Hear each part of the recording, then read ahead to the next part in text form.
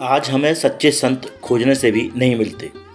हमारा बड़ा सौभाग्य है कि हम उस युग में जी रहे हैं जिसमें परम पूजनीय प्रेमानंद जी, गोविंद शरण जी महाराज, वृंदावन धाम जैसे सच्चे भगवत भक्त संत का सत्संग हमें मिल रहा है। महाराज जी के इन नित्य के सत्संग में करोड़ों लोगों ने सुनकर अपना मनुष्य जीवन सुधारा है। आइए महाराज जी आज अपनी वाणी से हमें क्या संदेश दे रहे हैं, उसे सुनते हैं। हमारी दिनचर्या बहुत ही पवित्र और नियम पूर्वक होनी चाहिए। देखो, जन साधारण व्यक्ति की तरह यदि आप जीवन व्यतीत करेंगे, साधारणतया जैसे लोग निद्रा, भय, आहार, मैथुन आदि में, इंद्रियों के विलास में, फिर आप साधारण प्रकृति के चिंतन में रहने वाले असाधारण चिदानंद रस का कैसे अनुभव करेंगे? आप उस असाधारण परमात्मा तत्व के अंश हैं, इसलिए आपकी दिनचर्या भी परम पवित्र और असाधारण होनी चाहिए। इसलिए पहले तो हम ये धारणा छोड़ दें कि हमसे होता नहीं है। ये बड़ी मूढ़ता है, बड़ी कायरता है, बहुत बड़ी हानि है।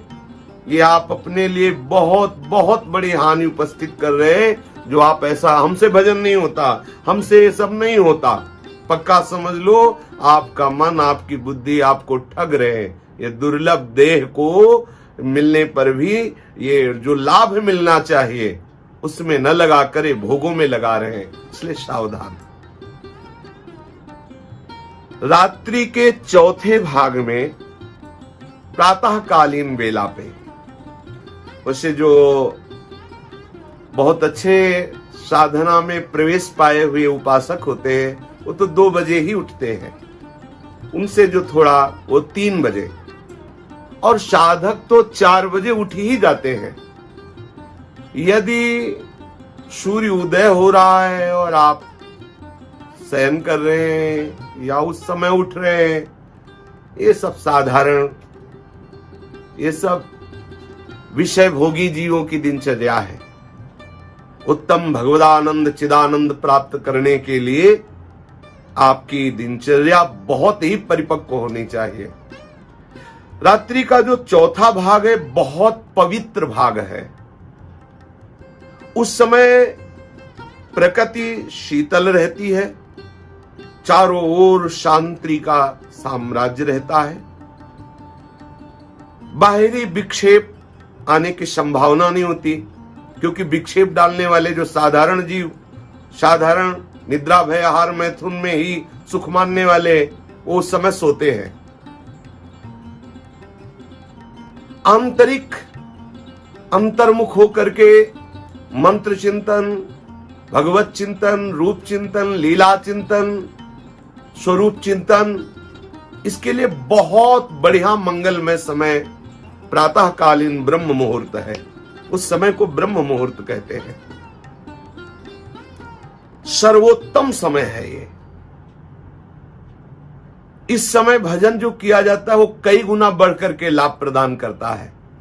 यद्यपि भजन हर समय महामंगलमय है, लेकिन दिनचर्या में जो प्रातःकालीन बेला है, ब्रह्म मुहूर्त बेला है, उस समय जो उठकर हम भजन करते वो कई गुना हमारे हृदय में प्रभाव डालता है।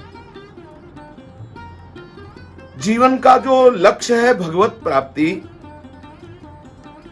इसके लिए पहले आप दृढ़ निश्चय करें कि मुझे ब्रह्म मुहूर्त में उठना है, 3 बजे उठना है, 4 बजे उठना है, ऐसा।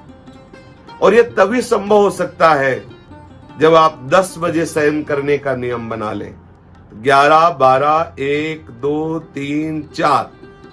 अगर 4 बजे उठे तो 6 घंटा सोए, 3 बजे उठे तो 5 घंटा सोए, और उत्तम साधक तो 3 घंटे या 4 घंटे में 24 घंटे की पूरी नींद जितनी हमें चाहिए 24 घंटे भगवत चिंतन सेवा आदि के लिए, तो हम 4 घंटे में वो पूर्ण कर लें और 20 घंटे साधना में लगे, 20 घंटे हम भगवत चिंतन में लगे। जो भी क्रियाएं हो सब प्रभु के लिए हो तो सब साधना ही है। गृहस्थी, व्यापार, जो भी शरीर की दिनचर्या, व्यवहार की दिनचर्या, उपासक के लिए सब साधना के अंतर्गत ही है। प्रातःकालीन वेला पर उठने का पक्का नियम बनाइए। अगर आपको नींद सताती है, आपको आलस्य प्रमाद आता, तो उठिए, सीधे बिस्तर से अलग हो जाइए। यानी कि हम बैठ के भजन करेंगे, बैठे और ऐसे फिर उसी में नहीं, पहले अलग हटिए, लघु शंका आदि कीजिए, मुख धोइए, आचमन कीजिए, फिर आसन पर बैठ करके सबसे पहले मंत्रदाता श्री सदगुरुदेव भगवान, जो भगवान का कृपा वपु है, कृपा रूप जो वप धर्यो, प्रभु की कृपा ही गुरुदेव के रूप में अवतरित हुई है, श्री सदगुरुदेव भगवान का ध्यान करें। गुरुदेव स्वयं सच्चिदानंद प्रभु हैं, ऐसी भावना करके अपने मस्तक पर विचार करें कि यहाँ आज्ञा चक्र में एक बहुत सुंदर कमल है और उस कमल में हमारे गुरुदेव विराजमान है। फिर ध्यान करें गुरुदेव के श्री चरणों से कैसी ज्योति प्रकट हो रही, कैसे उनके अंगुली दल से उनकी नख कांति कैसी तेजों में प्रकट हो रही, और वो तेज हमारे हृदय के अंधकार का नाश कर रहा है। ऐसा चिंतन करें। ऐसा चिंतन करके फिर कुछ परम पावन भगवत प्रेमी महात्माओं का चिंतन करें जो आपकी स्मृति में आवे।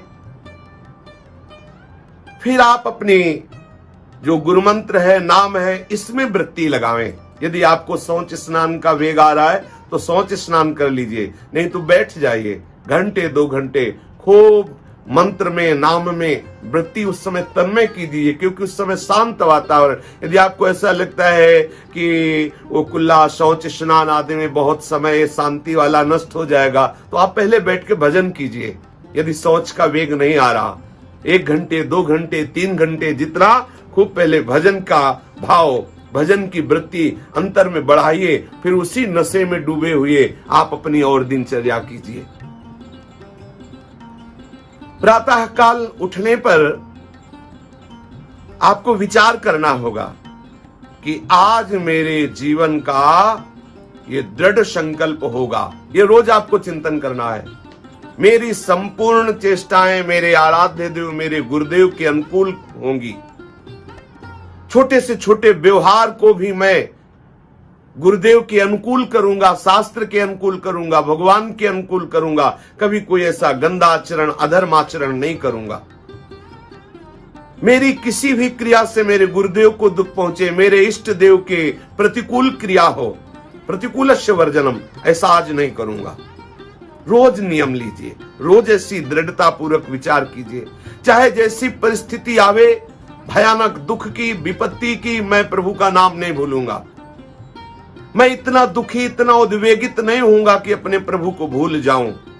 चाहे कोई कितना मेरी निंदा करे, अपमान करे, मैं कभी ऐसे रोष में, क्रोध में नहीं आऊंगा कि धर्म का अतिक्रमण करके मैं किसी की हिंसा करूं, किसी को दुख पहुंचाऊं। ऐसे प्रातःकालीन पावन विचार कीजिए।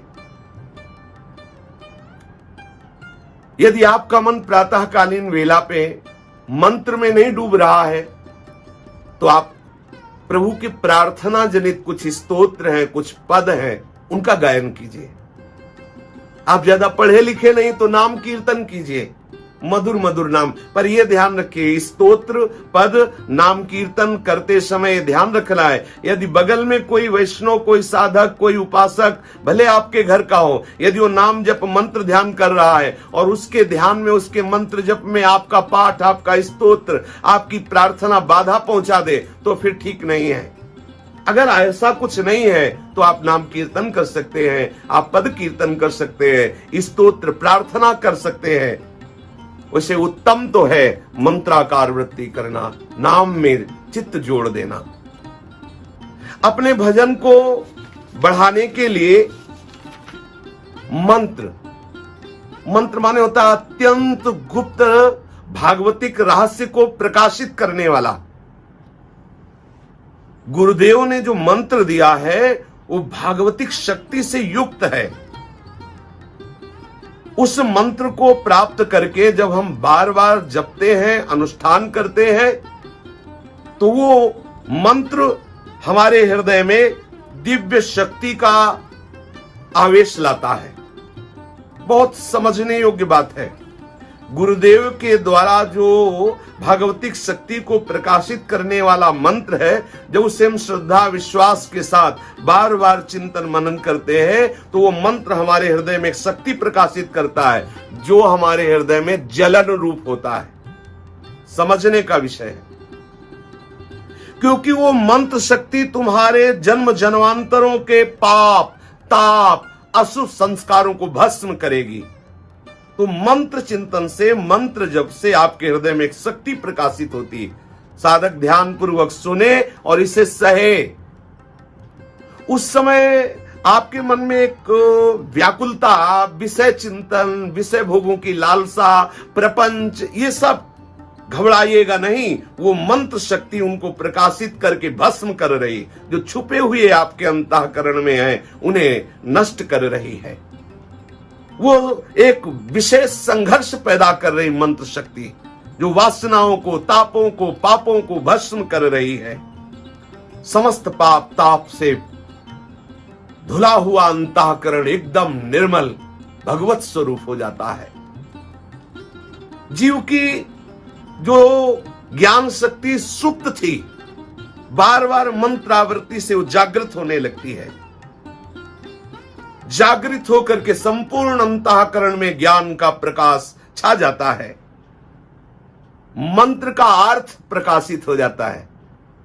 जैसे अपने लोगों के मंत्र का अर्थ है, श्री श्यामा श्याम जो सहचरियों के मध्य में विराजमान है, वो अद्भुत सौंदर्य माधुर्य निधि।